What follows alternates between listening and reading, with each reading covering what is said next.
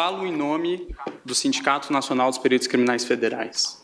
A pertinência temática de nossa intervenção vem da Resolução 23.550, editada pelo TSE, que indica quais são as instituições competentes a participar do processo antecipado de fiscalização e auditoria dos programas de computador que compõem a urna.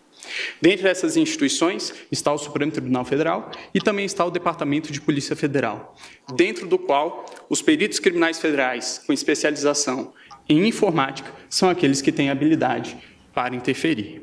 E o fizeram. Participaram do teste público de segurança do Sistema Eletrônico de Votação. Teste esse foi composto, talvez, pelos maiores nomes da computação no Brasil. E o resultado foi que esses profissionais conseguiram, sim, encontrar diversos vícios, diversas falhas no Sistema Eletrônico de Votação. A título de exemplo, conseguiram esses profissionais fazerem ataques ao sistema de inicialização da urna, conseguiram gerar um boletim de urna falso, conseguiram também obter a chave criptográfica da urna, conseguiram ainda, e o que é mais grave, recuperar a ordem do RDV, que é o Registro Digital do Voto, e é o que garante o sigilo do voto, e, portanto, conseguiram identificar qual era o primeiro, o segundo, o terceiro voto de cada um dos eleitores. Senhor presidente, o senhor me permite? Eminente advogado, eu queria perguntar a Vossa Excelência se esse é um teste oficial, foi divulgado, sim, quando foi feito, como foi feito, sob os auspícios do TSE. O TSE já porque fez. Porque queria dizer a Vossa Excelência que quando fui presidente do TSE, isso não significa absolutamente nenhuma antecipação de voto, opinião, nós fizemos uma auditoria pública por meio de edital, com personalidades que testaram a rigidez das urnas e que foram recrutadas, ou se habilitaram, melhor dizendo, a esse teste, pessoas oriundas da academia, das Forças Armadas, particulares, e naquela ocasião, depois de uma semana de testes intensivos, nenhuma falha nas urnas foi encontrada. Então, eu queria apenas que Vossa Excelência, se pudesse, esclarecesse que tipo de teste é esse que foi feito e quando foi feito, sob os auspícios de quem, a pedido de quem e como é que isto foi divulgado. Os testes foram feitos... a participação, se possível, agregando a Vossa Excelência, do próprio Tribunal Superior Eleitoral, que faz esses chamamentos públicos diuturnamente. Os testes... Porque essa, senhor presidente, é uma imputação muito séria. Da maior gravidade. Da maior gravidade. Séria, e precisa verificar a verossimilhança disso. Eu estou impedido, senhor presidente, que eu formulei um pedido das informações, mas eu queria apenas esclarecer que há menos de um mês foi realizado o último teste. Isso, todos os processos eleitorais são feitos. E eu queria saber se foi nesse teste que o... Teste de 2017 e de 2016. Sim. Agora, principalmente foi encontrado pelo... tribuna é um dever do advogado. Pelo grupo G4, que é o grupo do advogado Peixinho, do perito Peixinho, pelo grupo também do professor Diego Aranha, da Unicamp, e também pelo grupo do professor Dourado Rezende. Ok? Se o relatório do TSE... Para deixar isso claro, o TSE, com licença do advogado, o TSE, a rigor, sempre fez esses testes. Todos os chamamentos são feitos. E isso está, inclusive, nos atos normativos que balizam toda essa questão.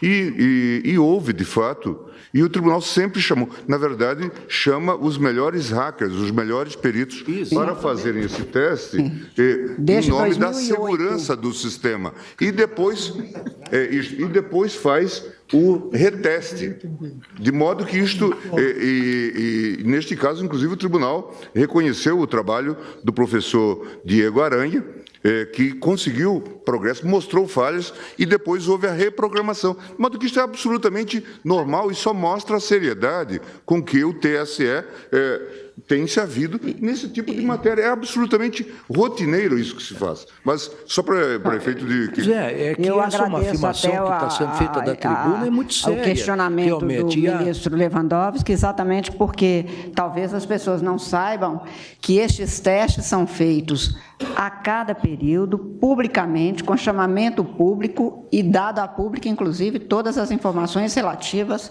mas Vossa Excelência continue e eu darei o interregno do questionamento. Obrigado, e apenas em resposta ao questionamento, o relatório a que me refiro é o relatório mencionado pelo ministro Gilmar Mendes e que está disponível no site do TSE. A minha indagação, o último reteste feito é de 2018, esses dados? 2017. 2017. 2016, 2009, 10, 16 e 17.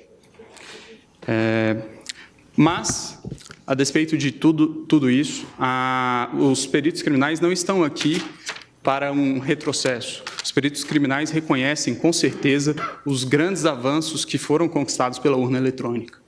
E é bom que fique bastante claro que a impressão do registro de voto não é um adeus ao voto eletrônico. O voto eletrônico permanece sendo um voto eletrônico, apenas com mais um mecanismo de auditoria. E aí é importante trazer quais são os 3 principais pontos que são indicados como as auditorias possíveis e viáveis em uma situação como essa. Indica os técnicos responsáveis pela elaboração do sistema, que o RDV seria o registro digital do voto, seria um mecanismo para se apurar, se embaralhar os votos e se apurar a quantidade de votos. É bem verdade, mas esse sistema, o RDV, apenas permite apurar se foi adicionado ou excluído algum voto, e não se o voto foi registrado devidamente como o eleitor confirmou no momento que apertou o botão. O boletim de urna, do mesmo modo, ele permite sim uma auditoria, mas ele permite a auditoria da conferência conquistada escrito no boletim de urna com os resultados que foram apresentados no site do Tribunal Superior Eleitoral. Mas ele não permite, novamente, se verificar se o voto foi registrado de maneira adequada. E, por fim, a votação paralela, que resolveria essa situação que apresento, que seria o ato de se pegar algumas urnas no dia da eleição e fazer a simulação de uma votação para se verificar se a urna registrou adequadamente os votos.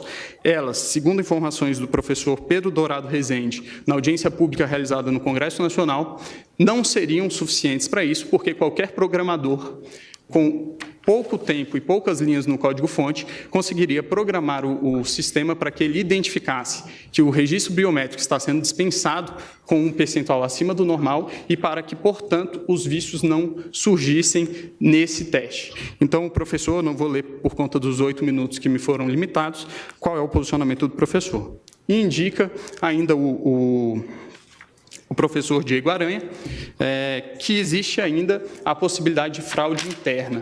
Obviamente, os peritos criminais não estão aqui a dizer que existe algum tipo de fraudador dentro do TSE, nunca diremos isso e acreditamos que todos que estão lá são corretos.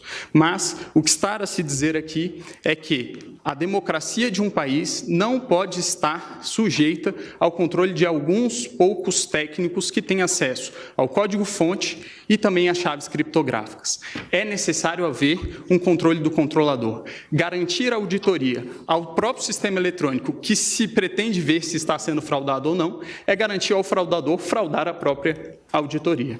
Então, a impressão do voto, ele permitirá que, em eventual situação de dúvida a respeito da rigidez do processo de escrutínio, possa haver efetivamente uma auditoria.